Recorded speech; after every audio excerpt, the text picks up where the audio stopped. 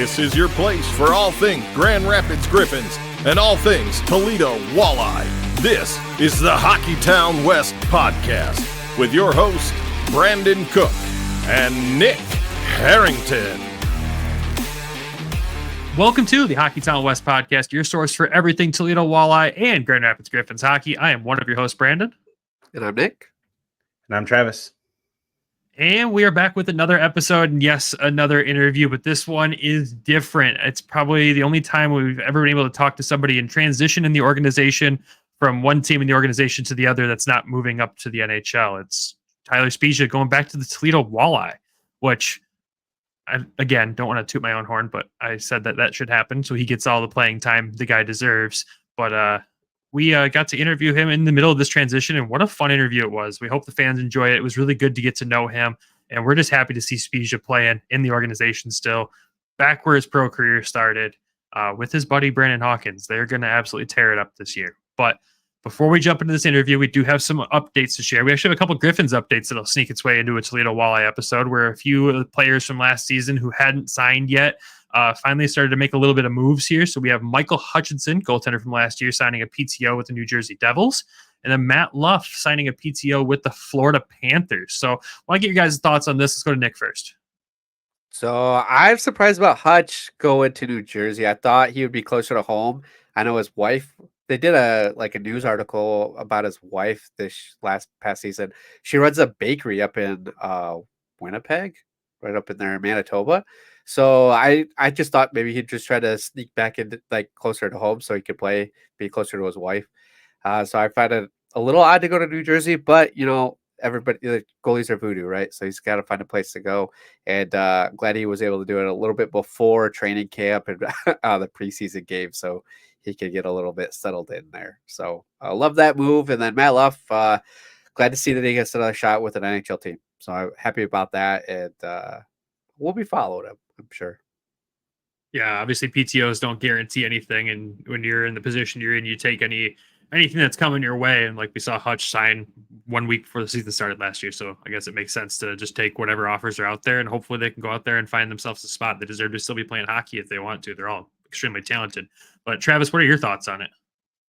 Like Florida with Matt Luff, I think that's a good fit personally. And from the little bit I've seen, I mean, you guys have seen him a little better firsthand, but I think he's the kind of guy Paul Maurice would love to have and just put into that system.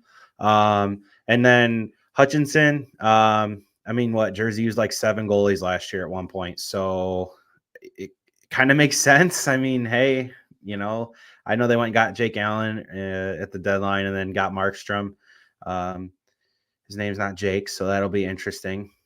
So they went away from Jake, but they got 2 Jakes in their system, so we'll see what happens there. But no, I just think it's cool. They both get to continue their careers possibly. I mean, like you said, PTOs, it's a player tryout, so they got to earn it. But, better to just have any shot than no shot. So good luck to both of them.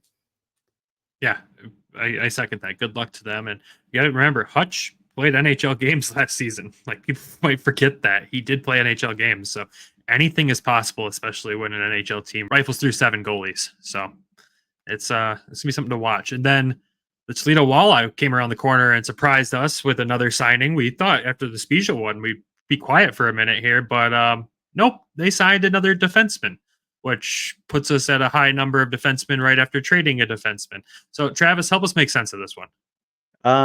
So Tanner Polosic, sorry if I butcher that, but that's what we're going with until we get some proper pronunciation. Played 5 years NCAA for with Dartmouth and then 1 last year with Penn State.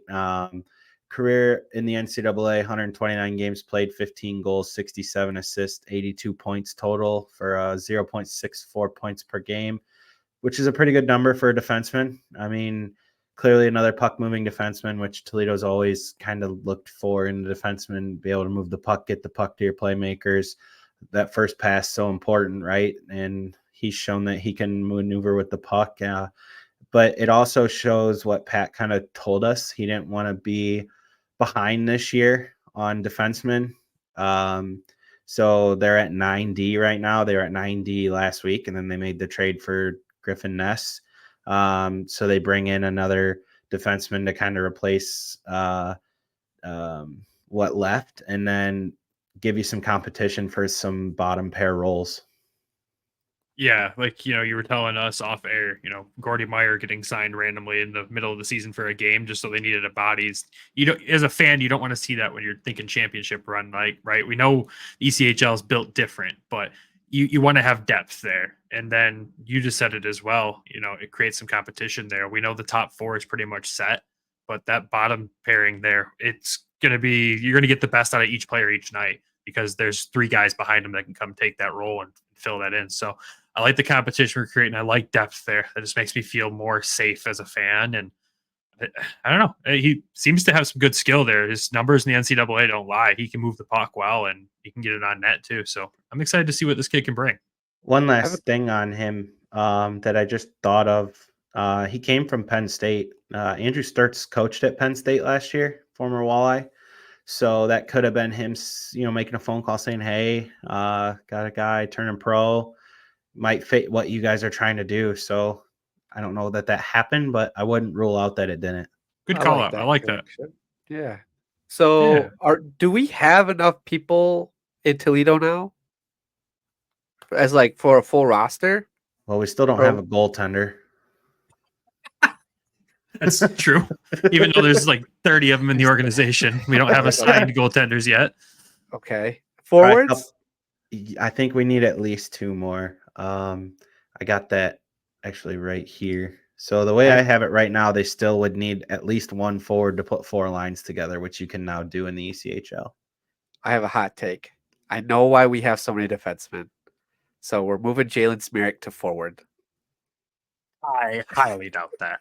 I don't think that's going to happen. You want him back there on the blue line, snapping pucks around, setting up guys. It'd be a wild. Okay, let's kind of talk about this for a second. 11-7. You go 11-7. You could put him up front. I'm not going to say they're going to do it. It'd be wild to see, but he's offensively gifted enough that it could possibly work given a pinch. I like the theory, but we all know the reason there's still two spots open. We don't know what the Griffins are sending down to Toledo yet. And we're going to find that out as the prospect games go on and training camp goes on. We'll get a clearer idea. And hopefully we just know a number of, or at least the names of everyone that's going to be there so we can finally do some roster predictions for the Walleye, because we've been itching to do an episode like that like we did for the Griffins. So I'd like them to get that squared away here soon, but we understand that it takes time. But one more thing to add, speaking of the prospect games and training camp and everything like that, Travis, you picked out a good nugget of information as well that had to do with ECHL officiating. Yeah, so it's no longer a tournament. Prospect games are this weekend, I believe, right? This weekend? Yep. So this will be the 13th consecutive year that ECHL officials will be officiating that, which is pretty cool. They get a lot of flack, right? Missed calls, all that fun stuff. But, you got to remember 40 former ECHL referees worked NHL games last year. So it's not just a development league for the players. The referees are also trying to move up to the American League and then to the NHL. A lot of them are former players that, may not have just come to the realization that, hey, I might not make it as a player, but maybe I can make it as an official. And, it's cool that, so many former guys from a AA hockey, 40 officials last year. It's just a crazy number for me when I read that in that email I got today, but just cool for them to, officiate games with the NHL's future players. Yeah, and it's good to get them on the ice early too in the season, get their eyes adjusted to the speed of the game, and there's no better way than a prospect games tournament like that. But then also there was a change with the officiating this year in the ECHL too, Travis, you were telling us about. Can you remind the fans of what that was? Yeah, so I believe it's 18 or 19. Well, it might not be. Half of your home games are going to have two officials this year, which is a change because in the past, I believe it was 9 games. You got 2 referees. For some people that don't know, there is a difference between referees and linesmen. Your linesmen work the lines and your referees call penalties, as well as some other things. But just a little tidbit for some fans if you're new to the game. The refs always have the orange stripes on. The linesmen won't. But just something that's also cool to kind of point out. And Brandon yells at both of them. It doesn't matter if you got orange stripes out or not. Oh yeah, I'm that guy. Sorry, folks, but no, it's a hard job. I get it. I know it. Those nights usually involve one too many $2 beers, but that's a Patreon exclusive. We'll talk about that at some point in time.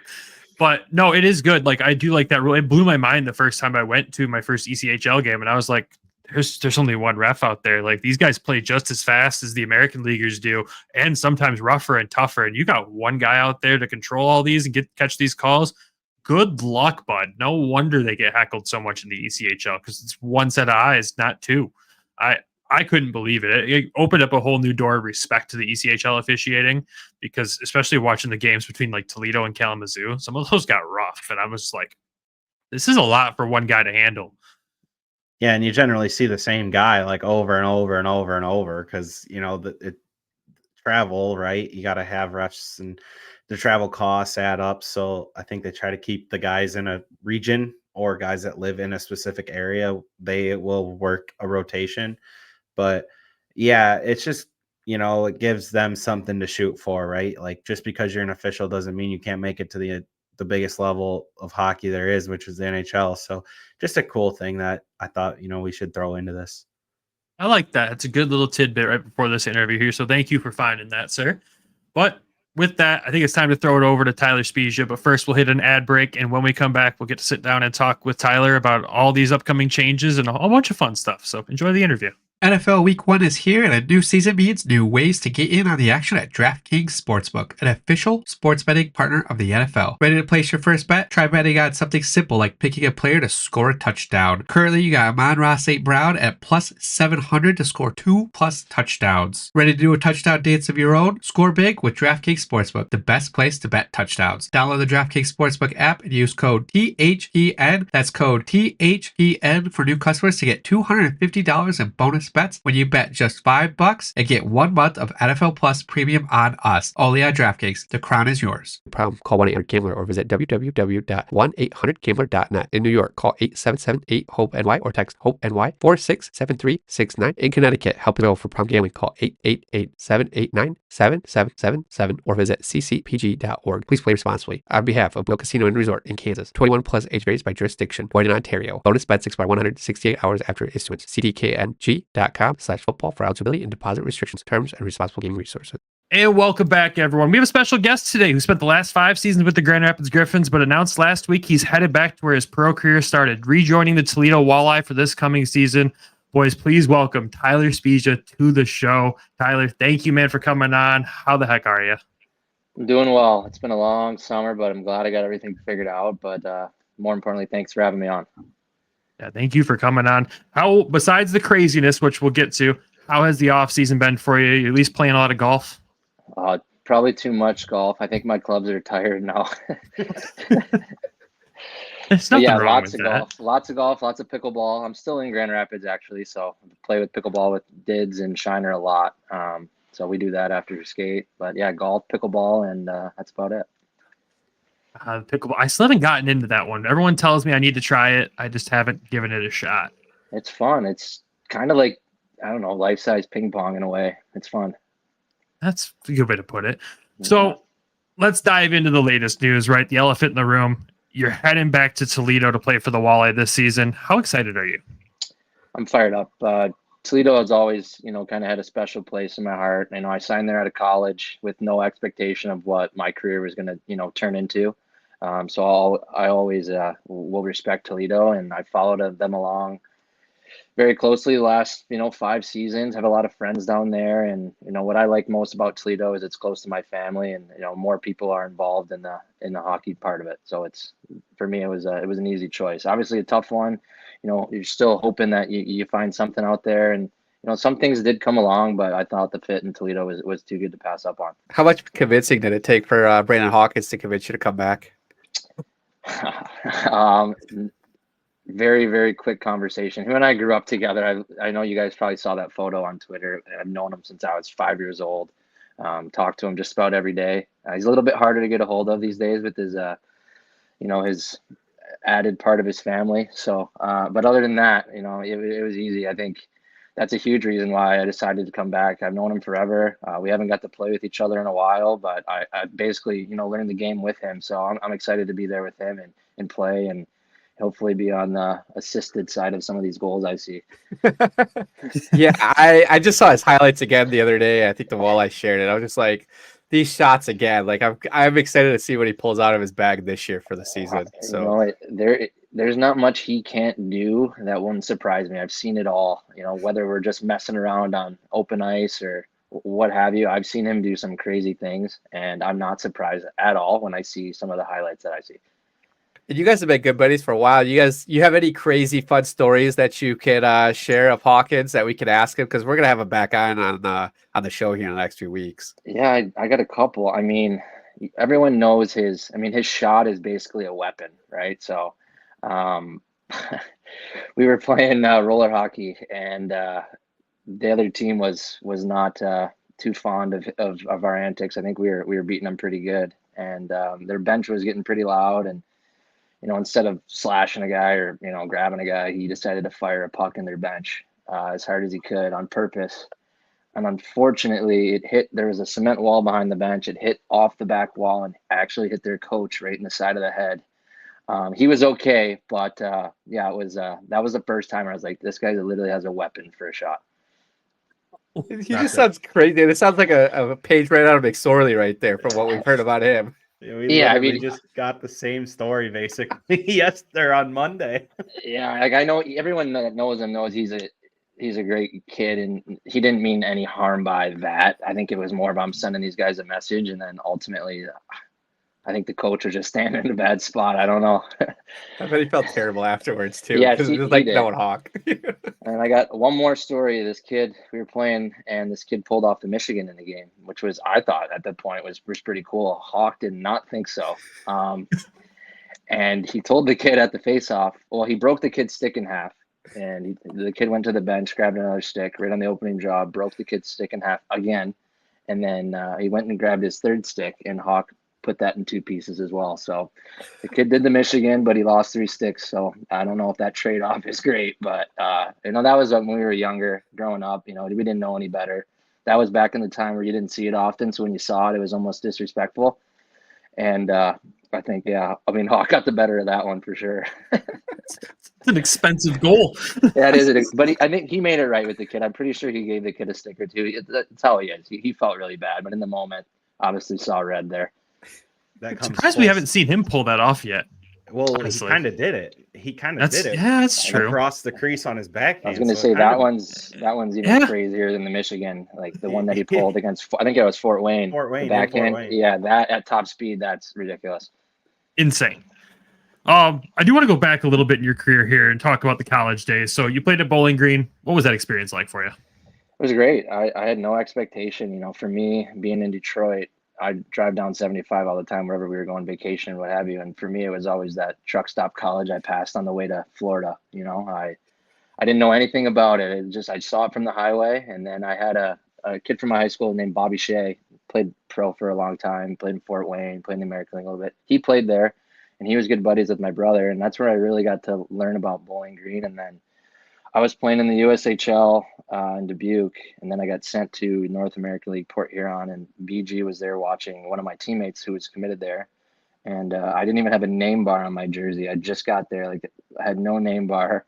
And the coach figured out who I was, and it was a real quick process. Got down there for a visit, loved it, and committed. And, it happened to be that Hawk was committed there too. So I was really fired up about us, going into college together.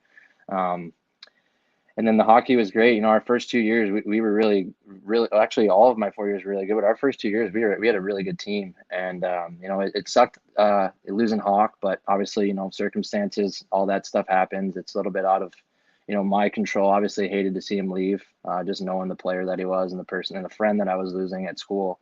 So that part was definitely tough. And him and I have always been closely intertwined. So when that happened, I got a lot of questions about why and what's going on. And it really wasn't any of my business. So I tried to stay out of that as much as I could. And then from there, I just kind of had to pick it up without him and figure it out, which I did. We were close to the tournament. We never made it, lost we lost to Michigan Tech my junior year in double OT. At Tech to make it to the tournament. That was a tough one for sure. But I mean, the way that the program was always, they always said to us, the coaches were leave it better than you found it. And the year after I left, of course, they made the tournament. So it was good to see. It sucked not being in there, but it was great to see them get to the tournament. But I love BG. I love that community. Very similar to the Toledo community. They love their hockey. They're passionate about it. And, I always tell people, very underrated place to play college hockey. Yeah, it's something that I've really started to pay attention to the last few years. I generally try to make it to a game or two there, but you're not the first Toledo player to come from BG. Obviously, last year they've had a few, and even back to the Storm days, they've had a few. But you're gonna have like another handful of Falcons on the team this year. I mean, how exciting is that? Oh, it's great. And I only got to play with Cruiser and Sammy for a year. They were freshmen when I was a senior, but I got really close with their class. They had a big class similar to how I came in, and I got really close with those guys. We play fantasy football together, and I'm in a group chat with all those guys. I've been, ever since I left school. So to be able to, reunite with them as much as Hog is going to be a lot of fun. I think we got great chemistry, and we're all rooting for each other too, kind of thing, and we'll push each other. I think it's, as much as it's a great relationship, it's competitive. So, we're going to push each other, and I think, that'll help on the ice. So how did you end up at Toledo coming from Bowling Green? Funny story. I actually, I didn't play after my senior year. I decided to stay and, be a college kid for a semester, not go play pro. I know some guys leave and go play pro. I wanted to just stay and finish school and worry about that the next year. I actually signed in Orlando in the summertime, and all I thought about was palm trees and nice weather. I didn't really think about, I didn't know any different. I was like, oh, this seems like a great place to be. And then I quickly knew I wanted to play in Toledo. I'm really good buddies with Shane Birschbach. I would go down and watch him play and kind of thought about it. So I had to ask Orlando to release me, that was a tough one. They were not too thrilled about it, but I respect that coach. He decided to release me, and I was able to, make it work with Waddy and get to Toledo with no expectation. Wasn't promised a spot or anything, but it was a place I wanted to play, and I showed up and earned my stripes, I guess you could say, and I'm really thankful for that. Besides trying to get released from Orlando, any other challenges that you had to overcome to get back to Toledo or back to Ohio? No, I was actually living in BG at the time still, and so I was really, really close, and it was a very quick process. As soon as I got released, I signed with Toledo, and I pretty much moved to Toledo immediately there and got to work. So after getting released, which took some time, my agent, I think my agent had to call this guy about 20 times for him to finally figure it out. And I'm just thankful that, I do respect that coach for doing that. That was huge for me. Not to say it wouldn't have worked out, but wasn't a very smart decision on my part. Just logistically, I was always thinking about was nice weather, golf courses, and palm trees. Can't blame you there. So you suit up for your first pro hockey game in Toledo. What was that like for you? Yeah, so it was in Greenville. We were down south, and I didn't know what I was getting myself into really. And 10 forwards, all that stuff was new to me, and kind of seeing where I was going to fit. But I played well in that first game. I was nervous. I remember being nervous, just not knowing, right? You hear these stories about the ECHL, and there's certain guys you can't mess with, and I had no clue, and I was just trying to figure it out. But we had such a good older group, with Bursch and Jenks and Matt Register, and they just made it so easy for me. I just followed along what they were doing, and was able to figure it out. It wasn't easy though. I got scratched I think twice, and I wasn't used to with these quick road trips. So Kalamazoo, Fort Wayne, if you're not playing, sometimes you're not even traveling. So that was really weird. Just kind of going through that and pro early. But it was good for me because, that's what hockey is, right? If you're a young guy and you're not ready, or what have you, you got a short leash, they'll pull you out. So I think learning that early was beneficial to my career because, they kind of it followed me a little bit, through the American League. And I guess it just kind of, got me ready for pro hockey. Yeah, it's awesome. It's always good to be able to have those experiences to learn from early on, and like you said, it paid off in the end for you. But what's the thing that surprised you the most about playing in Toledo? I know when you're in the crowd, you feel the energy and you see like, what it is. But when you're playing, it's a totally different animal. When I think about Toledo, I just go back to, I think it was game 5 of the Kelly Cup, the whiteout, and I had never seen anything like that. That was probably the coolest atmosphere I've ever played in. And it was just so much fun to show up to the rink every day there, with the good group of guys. And then, knowing you're going to have a sold out arena every night. It was unbelievable. Like that part really surprised me. I thought I knew exactly what I was getting myself into, but once you get playing and you're actually on the ice, it's totally different. Yeah, I don't think I'll forget my first game going down there like 2 years ago, and that hit somebody hits, and I was unaware of that, and I'm like, oh, it's like this here. Got it. Yeah. This is awesome. Yeah. Oh no, I agree. Yeah, and it's funny is I still hear, even when I was in Grand Rapids, I still hear one or two hit somebodies in the crowd there, and it always just takes me back to my time in Toledo. So I appreciated that and that close knit, group between GR and Toledo for sure. That's awesome. I remember that 5th game at home in that finals run. That was one of the most incredible atmospheres I think I've ever been a part of as a fan. But you scored your first pro hat trick against Fort Wayne. Can you take us through that game? Ooh. Yeah. I don't know. Something about playing Fort Wayne just always excited me. I think it's a great rivalry, probably pretty underrated rivalry in professional hockey, maybe even professional sports. Really, it's cutthroat. But yeah, I loved every time Fort Wayne comments were mentioned. My ears perked up, and I was fortunate enough to find the net 3 times. I'm not, I have offense in my game, and I don't have too many hat tricks in my career, so that's definitely one I'll remember and one I'm proud of because it's I dislike those guys, and to do it against your arch rival, I think no better way. Oh, I love that. I love that as we get ready for this season too. Let's already start the Fort Wayne trash talk. Yeah. After Toledo, though, you end up in Grand Rapids. How did that whole process go? And then just how did you enjoy your time here?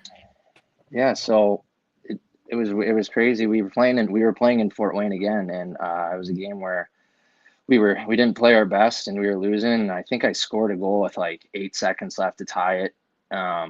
We had the goalie pulled 6-on-5. Kevin Tansey hit me with the pass. I got around the D, scored with 8 seconds left. We won in a shootout. And we were fired up. And then after the game, Waddy called me in his office and he said, "Hey, GR's got a lot of injuries. You've been playing well, and I recommended that they call you up, and they've called you up." And for me, I was like, it wasn't even a thought. I didn't really know how. It was still kind of early in the season. I didn't really understand how that all worked. But yeah, I got called up. I was in Fort Wayne. I had my walleye tracksuit, and that was about it because that's a short trip. So Kevin Tansey gave me a toothbrush. Someone gave me a phone charger, and Brian Moore, thankfully, he was called up with me. So I was able to go with him. But we stayed the night in Fort Wayne and flew out of Fort Wayne the next morning. But we were walking down the side. I don't even know what the street is. We were walking down the side of the road with our gear trying to get to the hotel. I don't know why we didn't get an Uber. I couldn't tell you why. I don't know. Maybe I was hanging out with Morsey too much. He doesn't really think like that. But the owner, I forget his name, the owner of the Comets actually pulled over on the side of the road and asked us if we needed a ride and gave us a ride to the hotel. So there's a little bit of respect there. That was a nice play for him, by him. But that still doesn't change how I think about Fort Wayne. So we got to Rockford early in the morning, and thankfully, I grew up with Dominic Shine. My mom and his mom they stayed best friends ever since we played on Little Caesars together, and I knew him there, and I knew Chris Terry. So I had two familiar faces that I was happy to see, and they welcomed me in, and I actually went to the game in my Toledo Walleye tracksuit. Showed up, was on the power play. I couldn't believe it, and I got my first taste of action there. Played, and it was a lot of fun. My family made the trip up, and yeah, it was a day I'll never forget for sure. That's awesome. He name dropped somebody you guys have got to hear about because I'm sure you don't know who this is. Can you give them some insight on Brian Moore? Because like the one thing I'll never forget about him is I think it was game 3 of the finals. He's fighting the biggest guy on Newfoundland's team, and he's just smiling the whole time.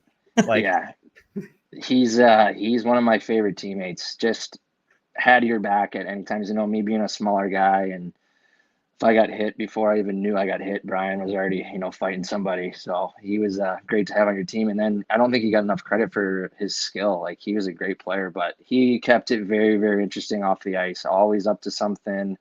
Whether just whatever it was, he was always had something going on. Maybe a little bit too much. I think it might have distracted him a little bit, but great guy to have in the room. Had a long beard. I don't know if you guys ever saw the video of him scoring versus Brampton and riding his stick down the ice. Like that was something I'd never seen before, and I probably never will. But he scored a goal, big goal, and rode his stick all the way to our own zone. And, he went almost to the corner. Like, it was insane.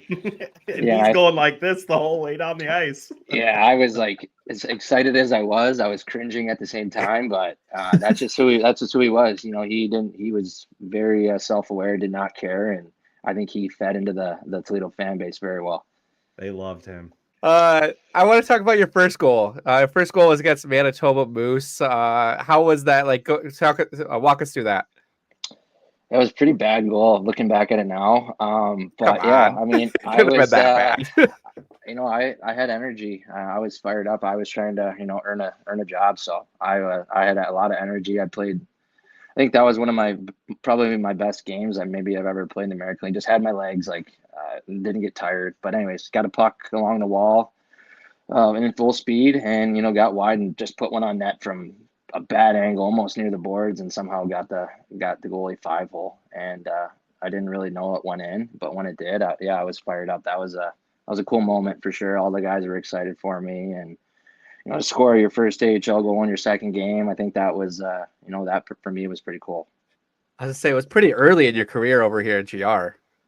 Yeah, second game playing I actually got scratched the first game of that trip, and then they put me in the next game, and scored. And I think I played 8 games that year, but I was probably there for 20, maybe a little over 20. But yeah, I got a great experience, got a taste of what I wanted, and from there just earned that contract the following year, and just kind of just kept going from there.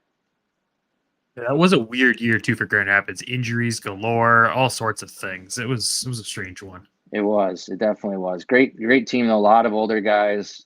They accepted me, really quickly. Have still talk to a lot of those guys today. We had a lot of veterans on that team that really made it, more guys to look after or to look up to and follow, how to be a pro. So I'm appreciative of that for sure.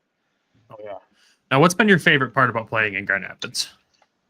I think just, well, as far as, I live here full time. Like, I love the area.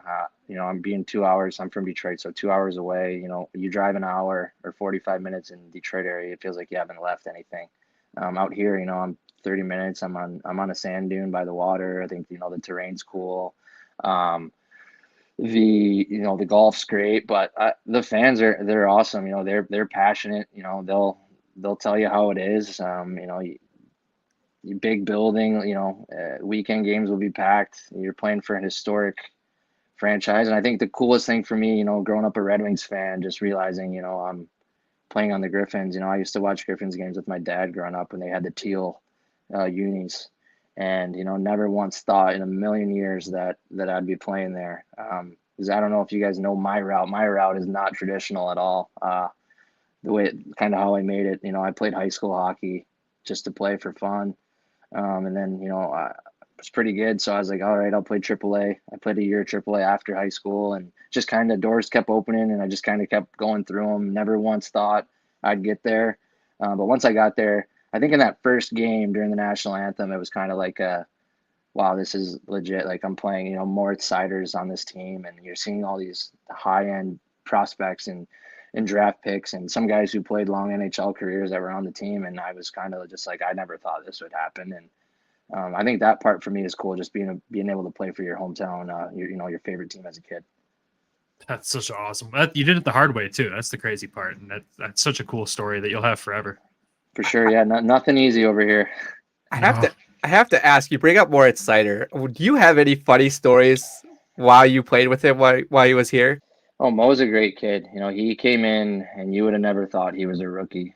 He came in and was ready to go. You know, he very outgoing, very team oriented. You know, it's easy for a first round pick to think through the man, and that couldn't have been opposite for Mo. I think, you know, he embraced being on the Griffins. He enjoyed it. He represented, you know, himself very well. As far as funny stories, we went to a Post Malone concert at Van Andel, and you know, Mo wanted to buy a shirt for Post Malone, and we bought him outside in front of Van Andel. And I guess you're not allowed to bring in any outside merchandise, so he was getting held up at the front door, and we basically kind of had to tell the security, like, hey, like, this is Mo Seider, like he's coming in this building, and yeah, they weren't gonna let him in, and we got him in, thankfully. But no, we hung out a lot. I did, you know, dinners with him all the time. Just a very genuine kid, and you know, even when I go to Detroit for training camp or over the past couple of years, you know, love to see him, and he loved to see us too. So just a first class kid all the way. Is he a pretty good singer, karaoke bar singer? Let me see if I remember. Yeah, I mean, he's pretty good. At least like he puts in the effort to that. You're like, oh, he kind of sounds good. I don't know if it actually is good, but at least he, you know, I think his stage presence is pretty good. He might fool a couple people. I just remember seeing that clip when he was like, I think he was over here at that point in time, and that's when I was just like, okay, this kid's got it. Yeah, he's a fun guy to be around for sure. You know, great in the locker room too. Always kept it light, never too serious, but at the same time, when it came to hockey, he was ready to go, dialed in. Speaking of locker room, we sat down and talked with Dog a few weeks back. We got to sit in the locker room, which was a cool experience thanks to Dog. But what was it like getting to work with him all these years you've been in Grand Rapids? Because he's an absolute beauty. Yeah, Dog is. I can honestly say Dog's one of my best friends. Him and I got really close, you know, over my career here, and he's been nothing but great to me. He actually lives pretty much across the street from me here, so I see him all the time. We golf together. But as far as, you know, him as in the workplace, first class guy. Just so many people know him and respect him, and you know, he knows somebody everywhere. I swear, it is crazy. Like him and I were golfing last summer, and we were in the middle of a fairway, and all I heard was, "Is that Brad?"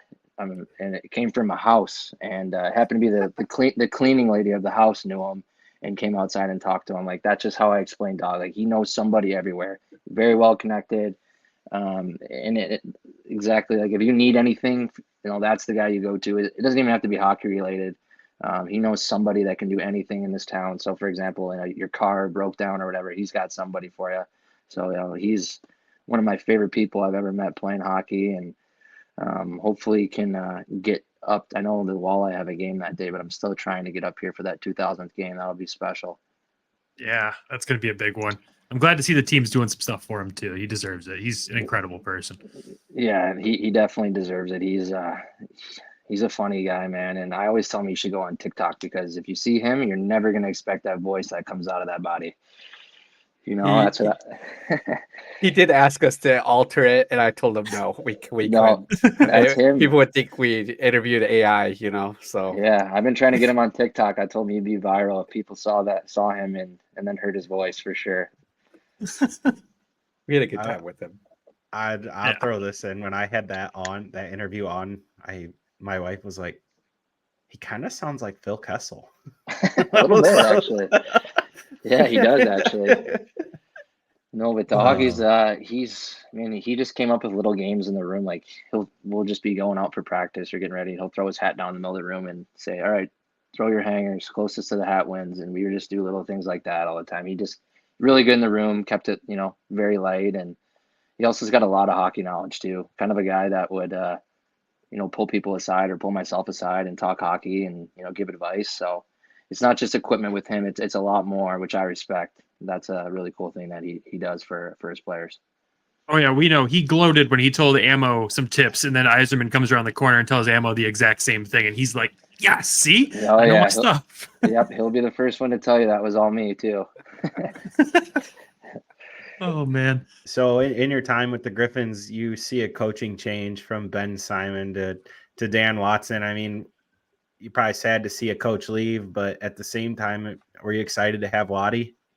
I was, yeah, I was fired up for Waddy. I think a guy, very deserving. I absolutely loved playing for him in Toledo, and when he got the job, I was thrilled for him. I thought, he should have maybe, been in this league or moved up the ladder, if you will, a long time ago. But yeah, obviously, Benny Simon's a great guy. He was great to me. Nothing but respect for Benny. But yeah, it was time. The organization decided it was time for a change, and why not go get someone who's been in your organization? I thought that was an excellent hire, and yeah, obviously there's going to be growing pains and changes when you do get a new job, and I thought he handled it very well. He's a very easy guy to play for. It's never really stressful in that room. He's kind of always keeping it light, and guys like to play for him. So it's a great fit, and I'm excited to see what he does moving forward. We had a good time talking with him just a few weeks ago and hoping to be able to talk to him a little bit after training camp. But we're stoked for him. I was a season ticket holder the first year with Ben Simon, and I decided not to come back. And then when they signed Waddy, I said, you know what? Let's run it back again. So glad to see the success that Waddy's had, and we're fortunate to have him here. So for sure, yeah. I mean, got the Griffins back to the playoffs. It's been a long time. I think COVID obviously didn't help. The one year we had a really good team, but yeah, for Waddy to come in his first year and go on a playoff run and be a game short of the conference finals, that's a success for sure in your first year. Yeah, that COVID year team could have won the cup. That was a good team. It was good, a lot of fun, really good room. I think you gauge a lot of things on the room, and that room was dialed in, and that was a good team. So that sucked that year got cut. Yeah. So we wouldn't do it justice if we didn't ask this question. And this was a fan question and the number one question we had lined up for you for today. So last year you took a crazy hit in Chicago. You come back your first game and you yank Wyatt Kaiser off the bench as he's running away. What happened there and what was going through your mind? Yeah, so obviously the injury was a scary one. It was tough. Just kind of a lot of it was precaution. I think anytime you get hit in the neck, it's very, you don't, they tell you not to move. And basically it's like, yeah, you're getting on the board, which I could move. I think that might've got, I don't know, misconstrued a little bit. I was not knocked out. I knew where I was. I just had a lot of neck pain, and that was the reason to be put on the board. But yeah, very scary. The worst part about that, just to keep it on a more of a funnier side, is when I get to the hospital, this guy it's like they couldn't wait to cut all of my gear off. I'm like, telling the guy, I'm like, hey, that's Velcro. And he just cuts right through it. I'm like, you could have just popped that one right off. Like, they're cutting through everything. My jersey might as well be a blanket at this point. Yeah, that part was funny, but yeah, it was, that was tough. However, so basically what ended up happening was like they compared it to being in a bad car accident. I had my neck whiplash, and thankfully my neck went back. Obviously, when the neck goes forward, that's where you could be in trouble. So once I realized that I was going to be okay, it was great. And I obviously got a huge outpour of support and people checking in on me, which I appreciated from, all over the league, even in Toledo as well, just everywhere. People wanted to make sure I was okay. Which I appreciated. But yeah, I took about 2.5 weeks, I think, I couldn't turn my head. So I had to wait for my range of motion to come back. That was what was basically holding me back. But when I got back, I was ready to go. And to be honest, I didn't like Kaiser's game that night. He hit Berge from behind.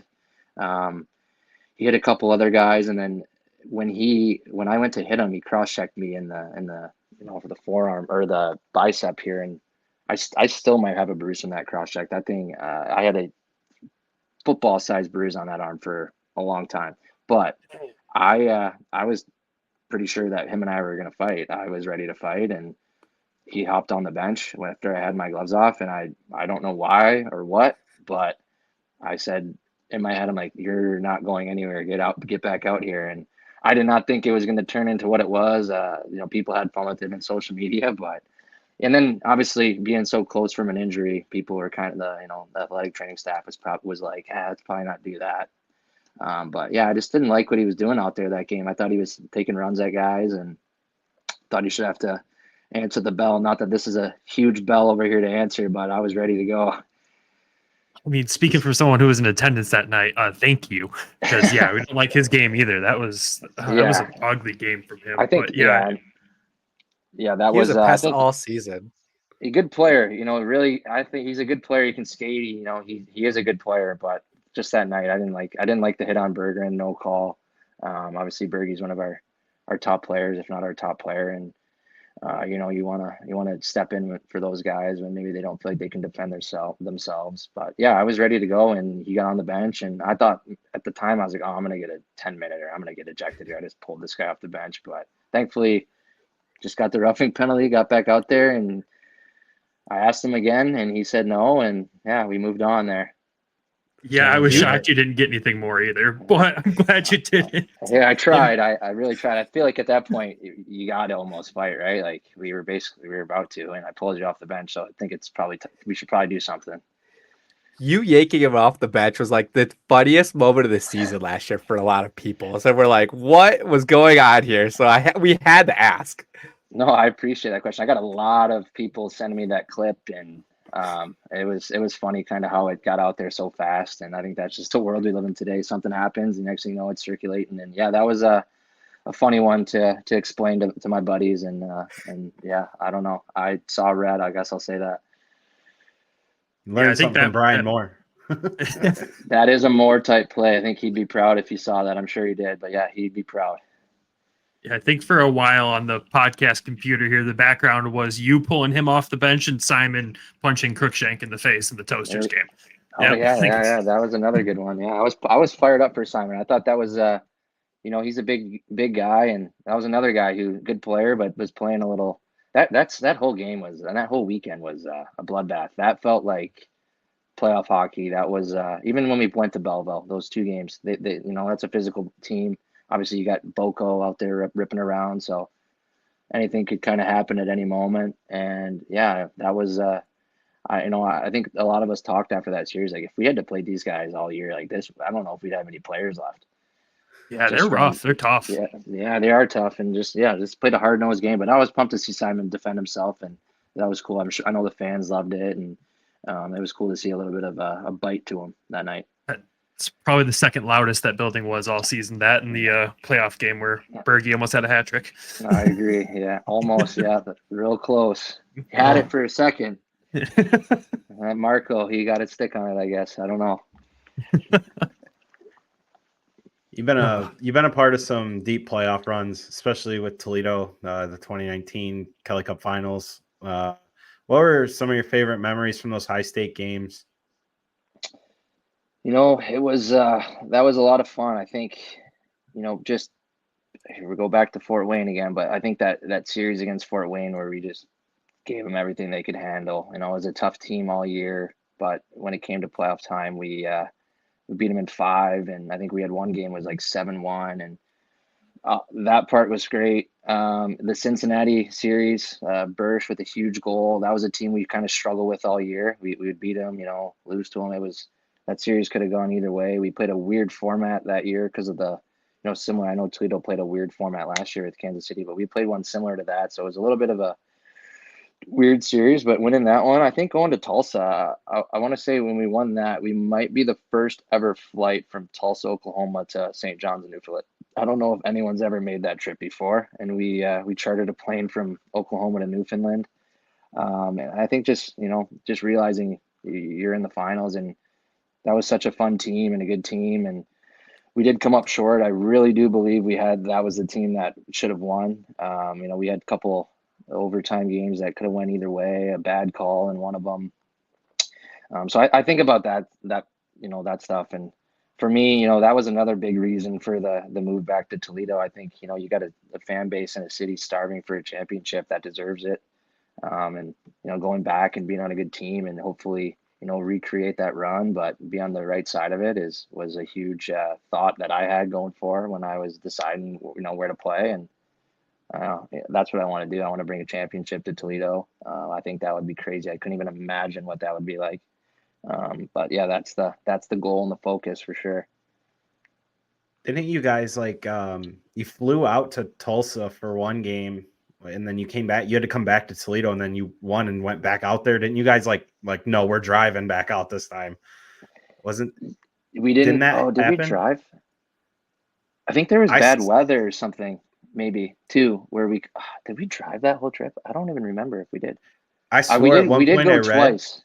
yeah, because I swore I think the first time you guys flew, I read it somewhere, and then like it came back to Toledo, and you guys forced it back out there, and you guys were like, nope, we're driving. Like we need this like 12-hour drive to Yeah, just no, we did. We did drive. Yeah, we took the sleeper bus and we drove, and then we won, and then we flew from. Yeah, we chartered a plane from Tulsa to St. John's, and another. When we went back there a second time in St. John's, we took. We chartered another plane, and we had like the refs were on the. I think the refs were sitting right in front of me. Like it was kind of a weird thing. The refs were on the plane. The commissioner, like everyone important was on that. The trophy was on the plane, which I think that's got to be bad luck. Yeah. When you're waiting for your gear on the belt, and here comes the trophy. That's probably not a good thing to see. When you're competing for it. So that was a complaint I had. Obviously, what happened. But I think seeing the trophy before the game was probably a bad omen for us. yeah. They That's should have crazy, FedExed it or actually. something. They should have just shipped Yeah. it. They should not have brought that thing on the plane. Oh, yeah, that's I don't like that at all. It's like when I heard Dids didn't get a day with the Calder Cup. I'm like, I don't like that Yeah. either. No, that doesn't make any sense either. No. Who's been the biggest influences in your hockey career and like the key mentors along the way for you? Yeah, I think if Hawk and I might have the same one. It's just his name's Matt Koleski. Unfortunately, passed away a couple years ago. He was a guy from the local roller rink that kind of took Brandon and myself under his wing and essentially taught us, I guess, the game of roller hockey, which was huge. I didn't, my dad worked a lot and he was supportive, but as far as me being at the rink, it was Matt. He just kind of taught me how to carry myself. He was a good player himself. He played pro ice hockey too, and kind of just a guy I could bounce anything off of.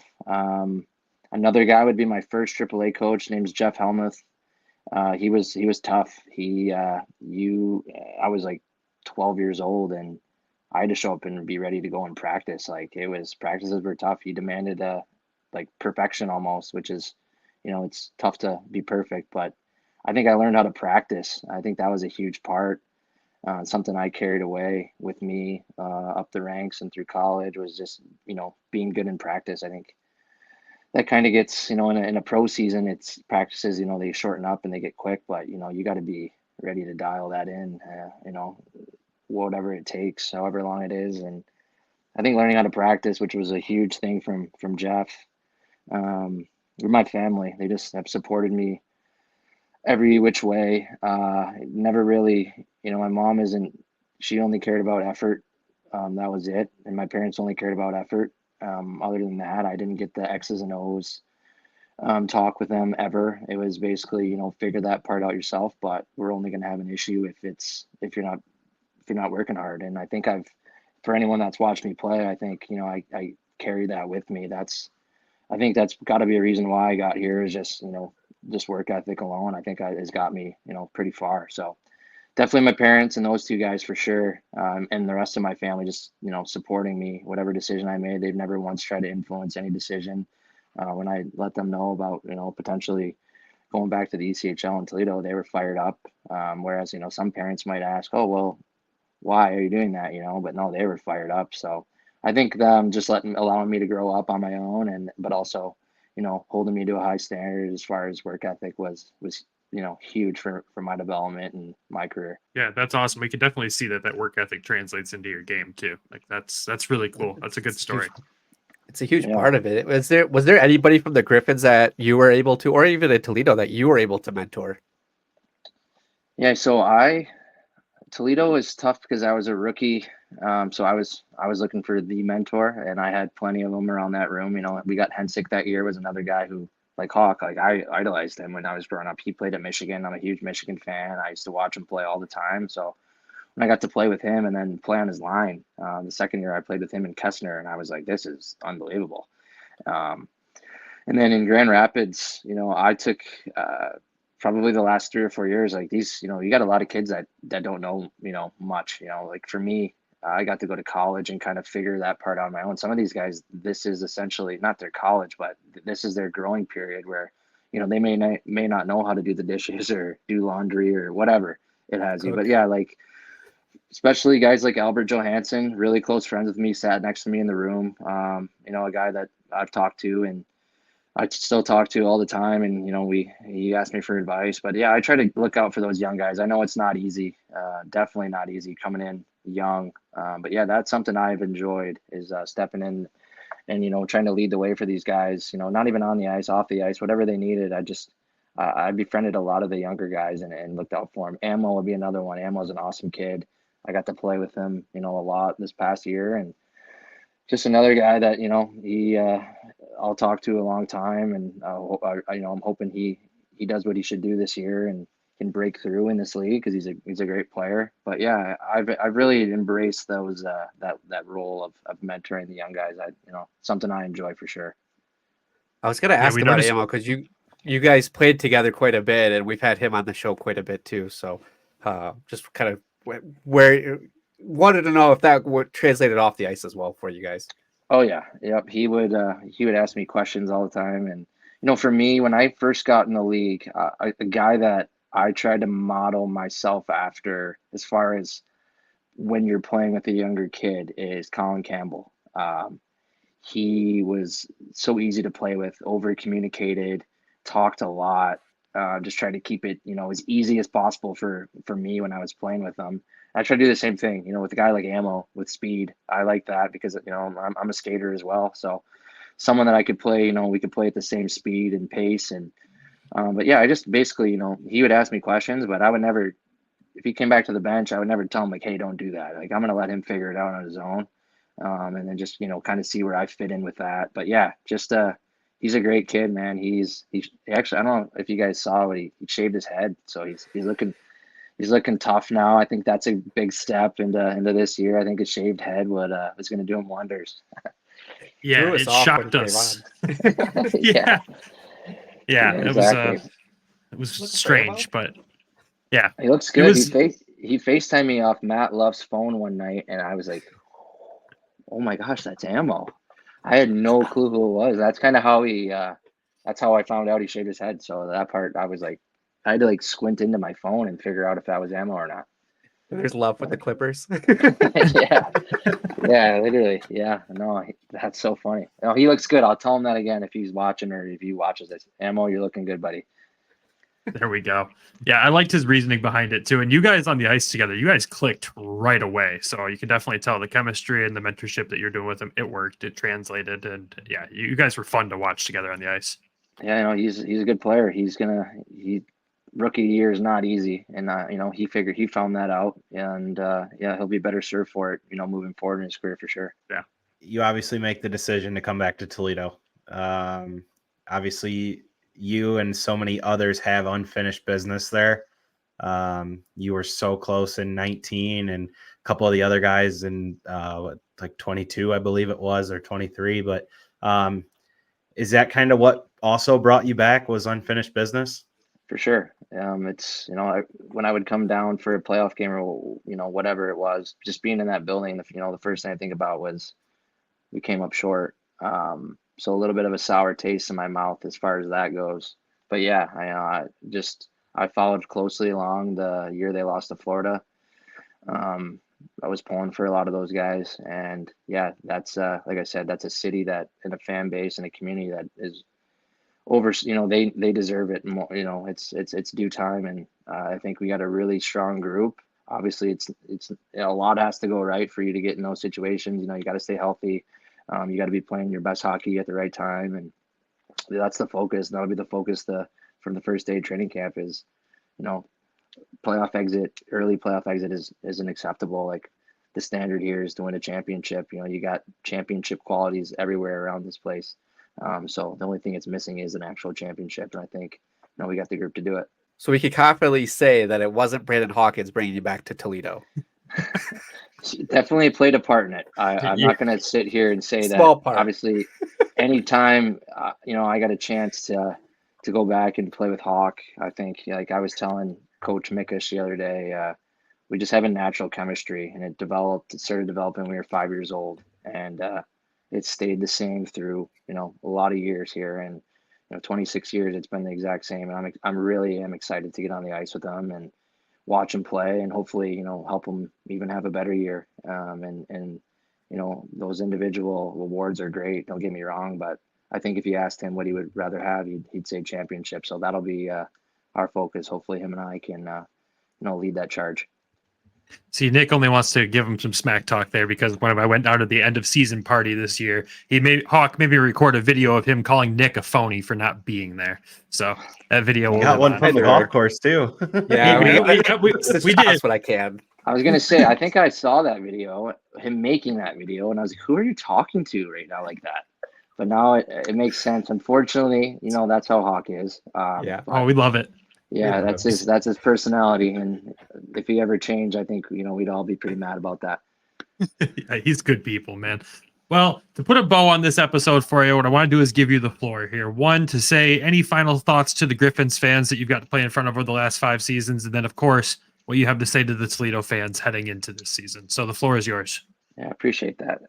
This will be really the first time I've got to really express, my thoughts on everything. So I appreciate you guys giving me the platform to do it. To Grand Rapids, I've thoroughly enjoyed my time here. Like I said, the kid who grew up playing, who never thought for 1 second he'd be in this position, and luckily I was able to be here for parts of 6 seasons.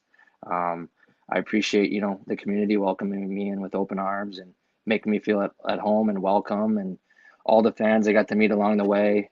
I thank you for your support. Anyone that's ever cheered for me at Van Andel, I appreciate that. It wasn't always easy, but at the end of the day, I'm very, very proud of my time here. I hope there's some kids out there watching, or some kids that I've coached while I was here that that I've inspired to play hockey and get better. But yeah, I thoroughly enjoy my time here. I do call Grand Rapids home. I've lived here full time and plan to do so for years to come in the summertime. So I will see you guys around, and hopefully, with the schedule, works out the way you guys can get down to Toledo and then come check out the Walleye. That'd be great. And to Toledo, I'm fired up to be back. I think, leaving was hard, when you leave after, getting so close. Definitely was hard to do, but it's just kind of the nature of the sport. You want to climb the ranks and try to make it. But I'm thankful for my first 2 years in Toledo, and I'm even more excited for this, which will be my 3rd year. I'm excited to be back at the Huntington Center. I don't know if the spike tunnel is still a thing, but I'm excited to skate out of the spike tunnel and hear the roar, and I'm excited to beat Fort Wayne at home. I'm thrilled to be back. I'm even more excited to be a part of that community again. Very, very special place. Very great to my family and myself. I'm looking forward to seeing all those familiar faces in October. And I can't wait to get started. What a way to wrap the episode, man. Thank you. Thank you again for doing this. This is incredible. Yeah, thank you guys for having me. I appreciate it. I follow along. I listen to you guys, so keep up the good work, and thanks for having me on. Oh no. Hopefully there's some you haven't listened to, but thank you. We appreciate that. Yeah, no worries. Man. You guys are killing it. All good here, Nick. Don't worry. But thank you. Hey man, enjoy the rest of the summer that you have left. Get ready for training camp. Good luck with it. And I know myself and Travis will be in Toledo there for the home opener. So we'll see you soon then. Awesome. Yeah, we'll see you guys soon. This show is sponsored by BetterHelp. What's something you'd love to learn? As an adult, do you make time to learn new things as often as you like, or was that lost in childhood? Kids are always learning and growing, but as adults, sometimes we lose that curiosity. What's something you'd like to learn? Gardening, a new language, or maybe how to finally beat your best friend in bowling? Therapy can help you reconnect with your sense of wonder, because your back-to-school era can come at any age. Therapy can help address anxiety or fear of speaking another language, or help you learn your own personal learning strategy. If you're thinking of starting therapy, give BetterHelp a try. It's entirely online, designed to be convenient, flexible, and suited to your schedule. Just fill out a brief questionnaire to get matched with licensed therapists and switch therapists at any time for no additional charge. Rediscover your curiosity with BetterHelp. Visit BetterHelp.com/THPN today to get 10% off your first month. That's BetterHelp, HELP.com/THPN. And welcome back to just the three of us. Thank you again to Tyler Spezia for that. That was a lot of fun for us. We kind of didn't know what to expect with that one just because, the situation of him heading back to Toledo and all that. We didn't know, we don't know him personally. So getting to know him like that was a lot of fun. Getting to hear his story. He had some incredible stories too along the way and just genuinely a nice dude. Like it's like when we sat down and talked with Hawk, we didn't know what to expect. And then we walked away from it going like, just what a nice guy. This is awesome. You can see why they've been friends for so long, but dive into the episode takeaways there. Travis, what was your biggest takeaway from that interview? He's coming home. That's right. My biggest one is he's coming home with some unfinished business, and hopefully this is the year it all falls together for him. Yeah. I still love that he calls home Grand Rapids, but he's going home. He's going home. No, it is great. And the unfinished business, that's what I love. And that's what the fans should be excited for is every guy we talk to. It's unfinished business or I'm here to win it. So that's got to make everybody feel excited for this upcoming season. But Nick, what was your biggest takeaway? Not knowing Speech a whole lot because I had started following the team a lot later and didn't really know much about Toledo until the last year. Really just getting to know him. Like he was a super cool guy, talking with him throughout the interview. And then even afterwards, when we talked with him off air, like just super chill guy. I have a lot of respect for him. And, I hope a lot of people like get to know him a little bit more too. If you're just now following the Griffins and following us after all these crazy interviews that we've done with everybody this year, and then you finally get to meet Tyler Spezia on air, even off air. Just genuinely nice guy, and I look forward to going to either me and Travis were talking off air about Kalamazoo because the Griffins home opener is it a Friday or Saturday? Friday night, and then they're in Kalamazoo. Is it Saturday or? No, they're in there that night. Oh, they're in Kalamazoo that Friday. Yeah.